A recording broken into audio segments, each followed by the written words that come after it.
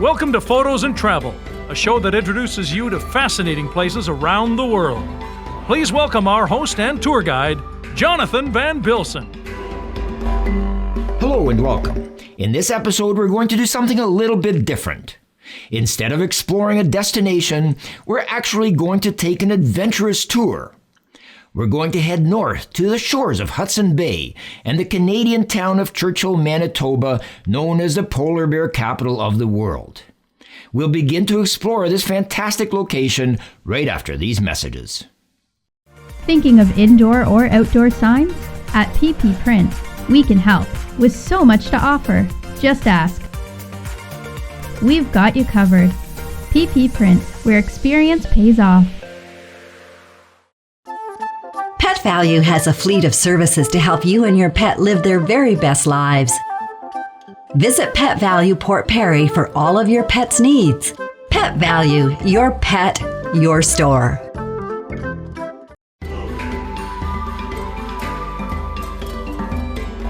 Churchill, Manitoba is located about 140 kilometers or 80 miles south of the Canadian territory of Nunavut and has no roads leading in or out.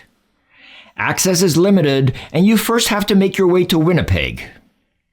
The best way to undertake this adventure is to book your transportation and accommodation through one of the lodges in Churchill. Fortunately, I was able to spend a night in Manitoba's capital of Winnipeg, which was enough time to explore some of the sites nearby. Winnipeg is the largest city in Manitoba with a population of 750,000 people. My adventure to both Winnipeg and Churchill was organized by Lazy Bear Expeditions. Fortunately, the hotel they chose in Winnipeg was central and gave me an opportunity to see a few of the sites. There is a short window of opportunity to see the polar bears in Churchill, Manitoba. If you're too early, the bears have not yet made their way to the shores of Hudson Bay. And if you're too late and the bay has frozen, the bears will have left to go hunting on the ice. This leaves a window of approximately 3 to 4 weeks around the end of October. The weather is unpredictable, but I was fortunate as the temperatures hovered around 0 degrees Celsius or 32 degrees Fahrenheit. My hotel was located at the forks of the Assiniboine and Red Rivers, with lots of trails to walk and various points of interest, including a marketplace with souvenir shops and restaurants.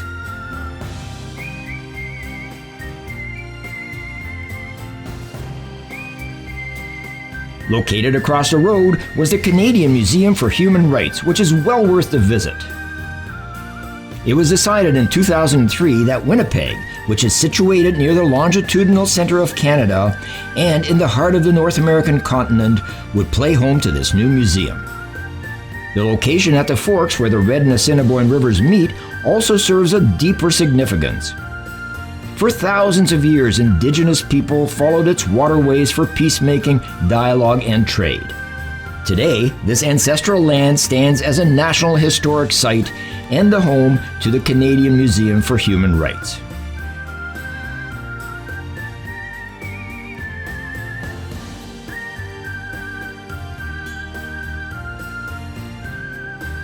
Distancing signs at the airport are a little different from other locations.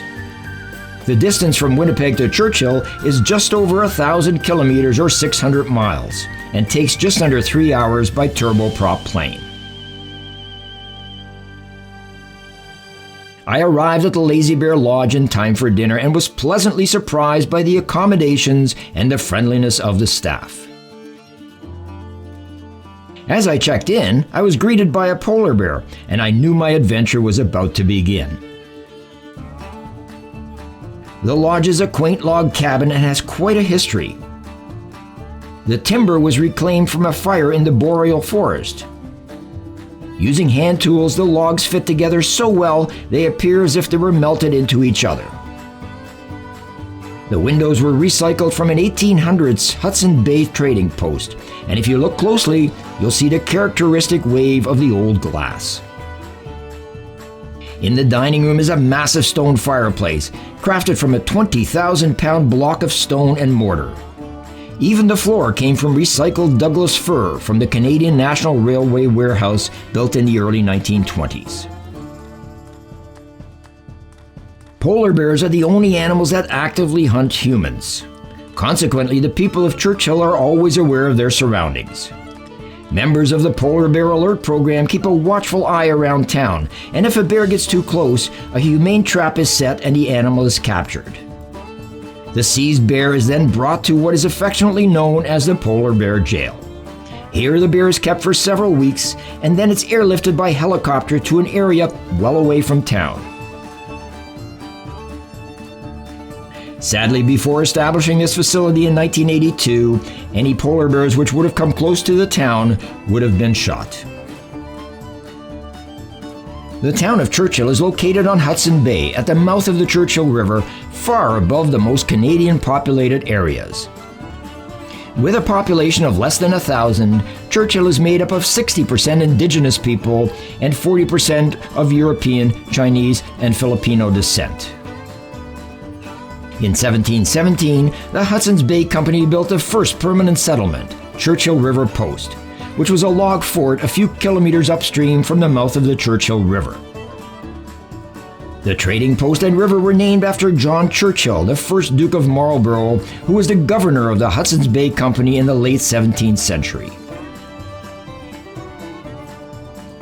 Tourism and ecotourism are major contributors to the local economy, with the polar bear season being the largest. Tourists also visit to watch beluga whales in the Churchill River in June and July. The area is also popular for bird watchers and to view the aurora borealis or northern lights.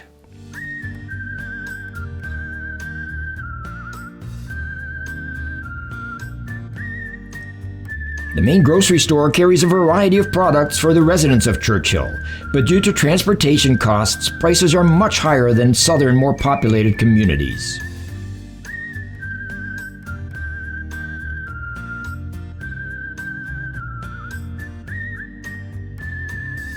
Of course, there is no shortage of souvenir shops with some very unique items for sale.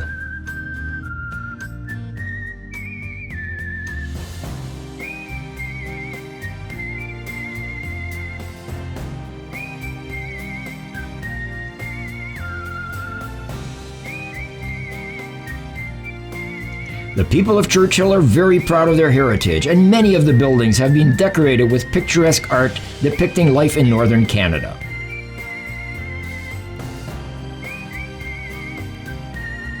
Sculptures depicting native animals are placed along the main street of town.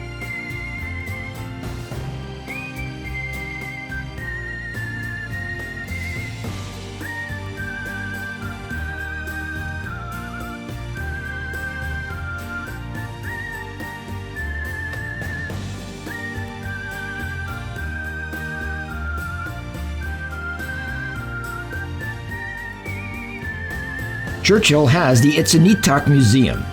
It is a one-room museum which showcases an exceptional collection of Inuit carvings made of whalebone, soapstone, and caribou antler, as well as a 1,000-year-old harpoon head and bone carvings of shamans and bears left over from pre-Inuit cultures. When you enter, you're greeted by a stuffed polar bear and muskox.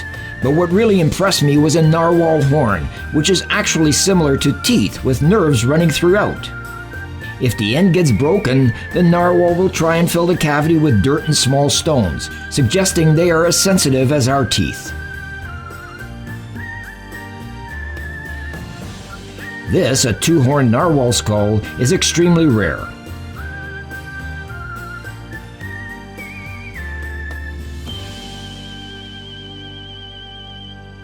Inukshuk is a man-made stone landmark built for use by the Inuit and other peoples of the Arctic region of North America. Nearby is a monument which pays tribute to people who have lost their lives recently in Hudson Bay. The word Inuit, which means people, is a term used in Canada and is the actual name of the people in their native language. Other nations incorrectly refer to these people as Eskimo, an old colonial name. The town center complex in Churchill houses everything anyone would ever need. Inside is a health center, a high school, a library, a swimming pool, an indoor playground, a curling rink, a theater, a hockey arena, a gymnasium, and a fitness center. and it's open to all the residents of Churchill. This is the Port of Churchill, a privately owned port on Hudson's Bay, which is capable of handling Panama-sized vessels for the loading and unloading of grain and tanker vessels.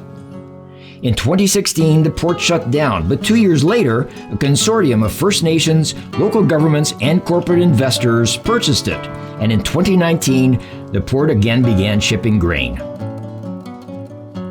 Hudson's Bay is a large body of salt water with a surface area of 1.2 million square kilometers or 470,000 square miles. Relatively speaking, it is about 10 times as large as Lake Superior. Although the shoreline is part of Manitoba, once you're in the water, you're considered to be in Nunavut. The bay was named for Henry Hudson, who discovered it in 1611 during his search for the Northwest Passage. Unfortunately, his crew mutinied and set him adrift in a small boat on the bay. He was never heard from again. Each summer, an estimated 50,000 beluga whales migrate south into the river estuaries that flow into Hudson Bay. The whales use these estuaries as their grounds to feed and give birth. The wreck of the SS Ithaca off the shore of Churchill can be seen from various viewpoints. Built in 1922, it had many owners until her bottom was completely ripped out when a storm pounded her on the gravel bank in 1960. All 37 crew members were rescued by the Canadian Coast Guard. Cape Mary has a wealth of history and natural beauty. It was once called Knight's Round Point in honor of James Knight, who constructed a fur trading post for the Hudson's Bay Company. The Cape was later renamed to honor Captain John Mary, who was the deputy governor of the Hudson's Bay Company at the time. A cannon battery was constructed to guard the river and to prevent enemy occupation. Churchill is an amazing town and offers much more than you would expect. Winnipeg, of course, has a lot to offer, and the Canadian Museum for Human Rights was extremely informative and very interesting. Staying at the Lazy Bear Lodge in Churchill was a unique experience, and exploring the town was fascinating. After these messages, we're going to head out onto the tundra and see if we can find some polar bears. At Voss, your independent grocer, it's all about hometown living and shopping. Owned and operated by Port Perry's own Terry and Christine Voss, the independent grocer carries many local items to support our town and its residents.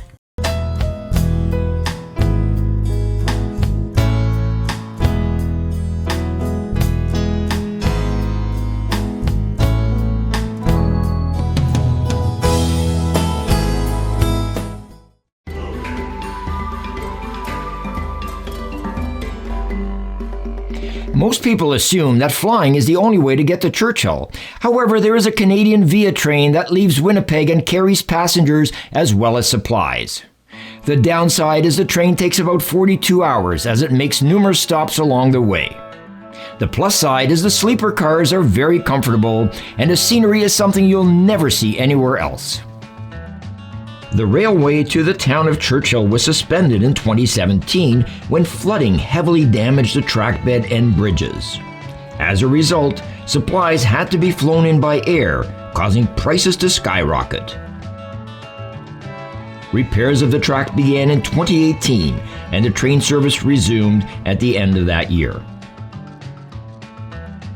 A Curtiss twin-prop cargo aircraft crashed in 1979 as it attempted to return to Churchill Airport shortly after takeoff, after the pilot reported mechanical problems with one of its engines. The plane landed in rough terrain and was badly damaged.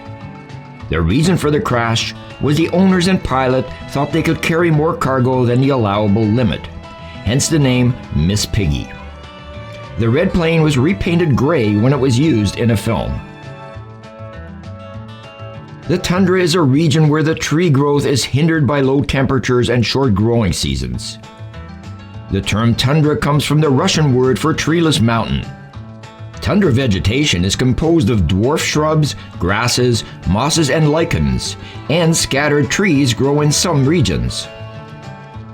The tundra soil contains large amounts of biomass that has been stored as methane and carbon dioxide in the permafrost. As global warming heats the ecosystem and causes the soil to thaw, the permafrost carbon cycle accelerates and releases much of these soil-contained greenhouse gases into the atmosphere. This creates a feedback cycle which increases climate change. During summer months, the polar bears lazily make their way toward Hudson Bay, munching on whatever vegetation they can find. Of course, polar bears are the main reason tourists flock to this area, and the best way to view them is on board a tundra crawler. These million-dollar buses were invented by a mechanic with the Department of Public Works at Fort Churchill. To create the first tundra crawler, he converted an old school bus, combining it with parts of a gravel truck, a snowplow, and a front-end loader. Each crawler has an experienced driver and a guide who explains the surroundings and usually has a keen eye for bears.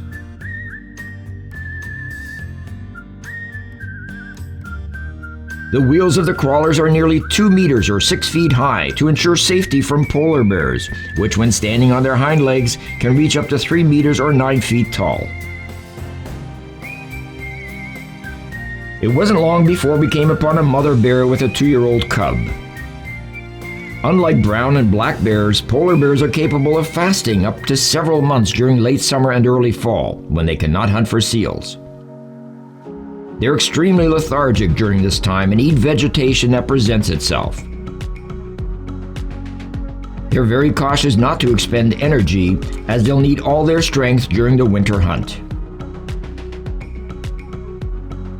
It's hard to believe these white fluffy animals are a threat to humans. But in the town of Churchill, it is mandatory that no one locks their houses or cars in the event of someone needing a hasty refuge.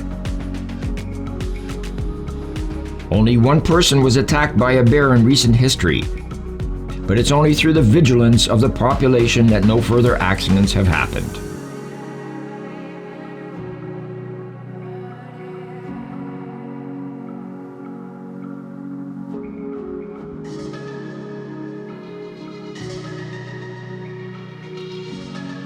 The Arctic crawlers have the ability to travel through water and along very rough terrain, which is a plus as bears tend to wander anywhere.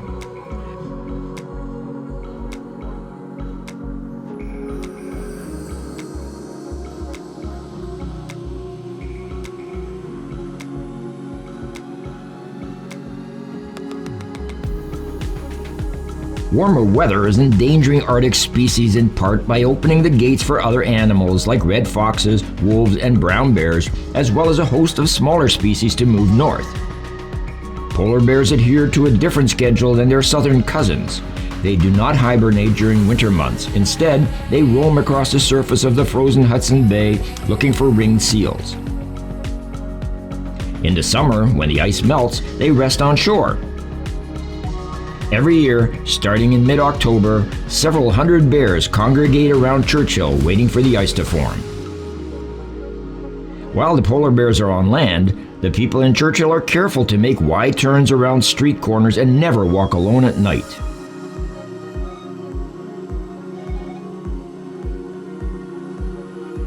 During Halloween, the Royal Canadian Mounted Police guard the perimeter of the town so the children can go out trick-or-treating.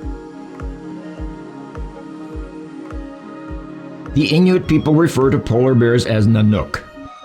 In Russian, it is usually called the white bear, and in Norwegian, the polar bear is referred to as the ice bear. When they were first discovered in the second half of the 1700s, they were named maritime bear because of their habitat. It was actually in Quebec where the name polar bear originated.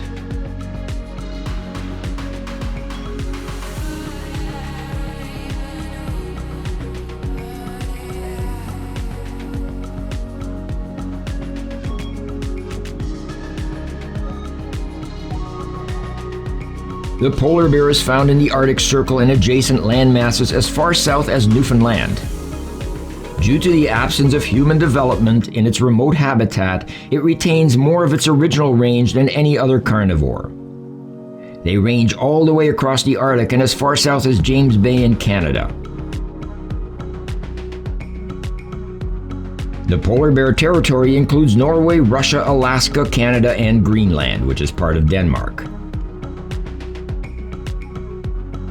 These 5 nations have signed an international agreement on the conservation of polar bears, which mandates cooperation on research and conservation efforts throughout the bear's range. Bears sometimes swim from Greenland to Iceland, with 5 sightings as of 2016.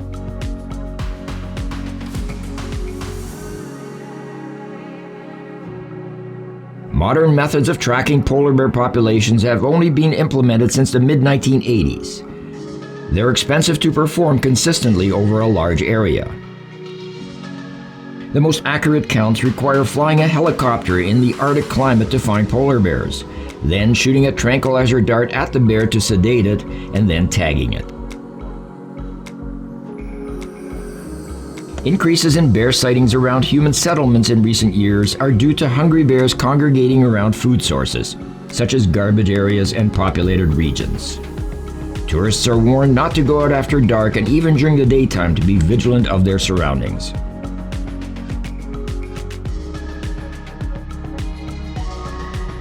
The polar bear is a marine mammal because it spends many months of the year at sea. However, it is the only living marine mammal with powerful, large limbs and feet that allow them to cover many kilometers on foot and run on land. Its preferred habitat is the annual sea ice covering the waters over the continental shelf and the Arctic inter-island archipelagos known as the Arctic Ring of Life.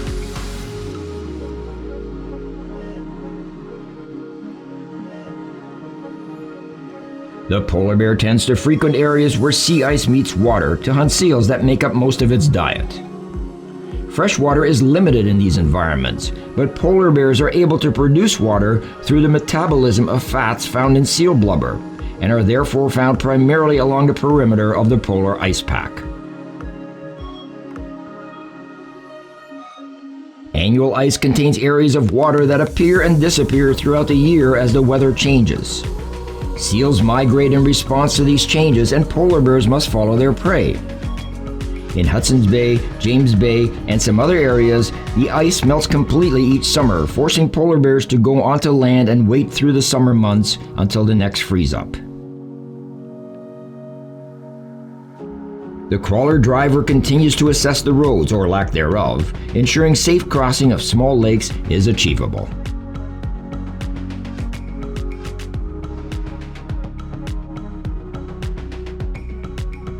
Sometimes, if tourists are lucky, polar bears will approach the crawler, mostly out of curiosity, or as a possible food source.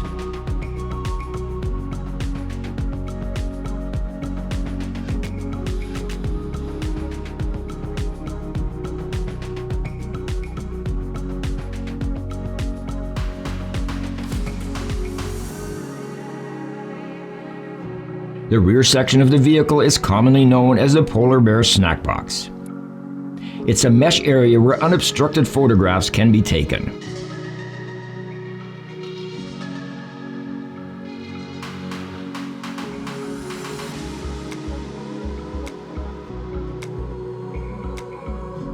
Quite often, the bears will stand on their hind legs to peer into vehicles. This is mostly out of curiosity, or in some cases they just want to have their photos taken.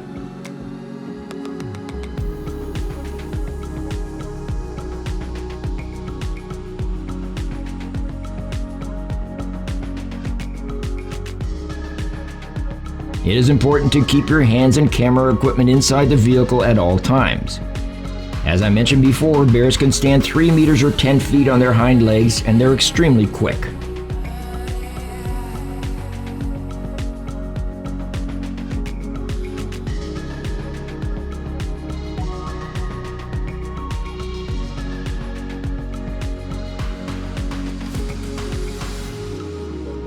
The interaction with polar bears is amazing, and one tends to forget that these cute furry animals are very ferocious and would not hesitate to consider tourists as part of their menu.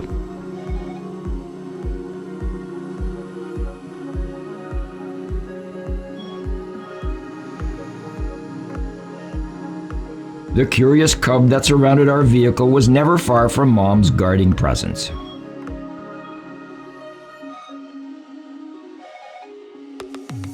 Adult male polar bears weigh between 350 and 700 kilograms, or 750 and 1,500 pounds, and measure about 3 meters or 9 feet in length. Adult females are roughly half the size of males.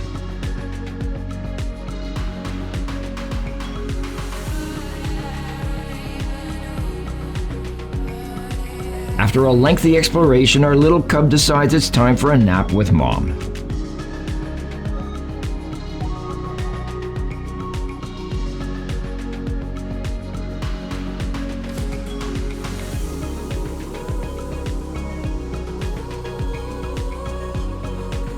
The Churchill area of Canada is extremely unique in that there are 4 ecosystems which come together: Hudson's Bay, the tundra, the boreal forest, and the Canadian Shield with its worn rocky surface seen here.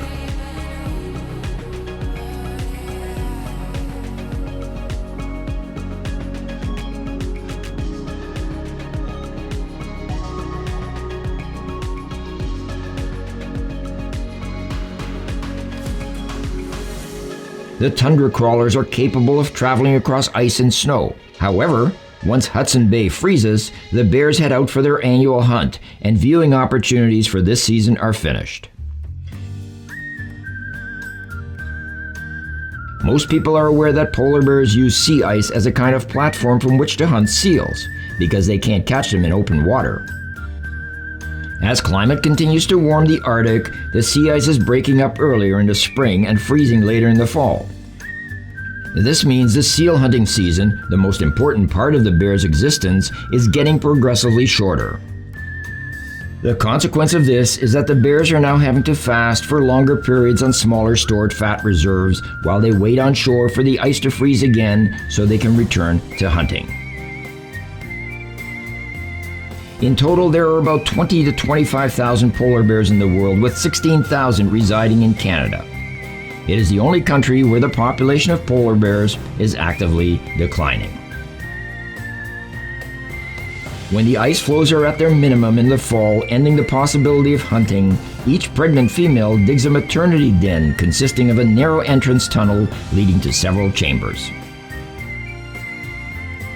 Sadly, that ends our adventure to Churchill, Manitoba, home of the polar bears. I learned a lot about the way of life in a remote northern Canadian town, but seeing those polar bears, and so many of them, was very rewarding, with memories to treasure forever. For Photos and Travel, I'm Jonathan Van Bilsen. It's been my pleasure to be your tour guide today, and I look forward to our next adventure. If you enjoyed this program, please click the subscribe button and you'll never miss an episode.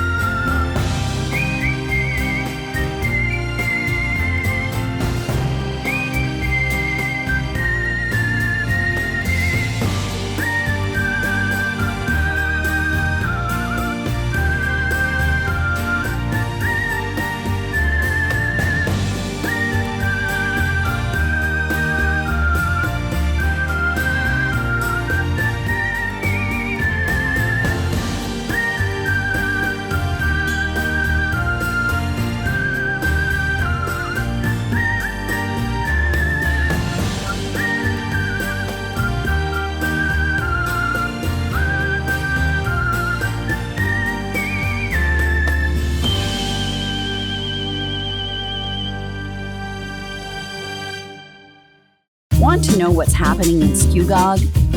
News and lifestyle, changes in business, and all the entertainment information you'll ever need. Plus, each edition has a new Photos and Travel article. Look for your next copy in your mailbox. At thestandardnewspaper.ca, we try to show you the lighter side of our community workers and shed some light into their work in our community. With human interest stories on how the community gives back and reporting on legislation which affect us all, the Standard News is raising the standard in your community.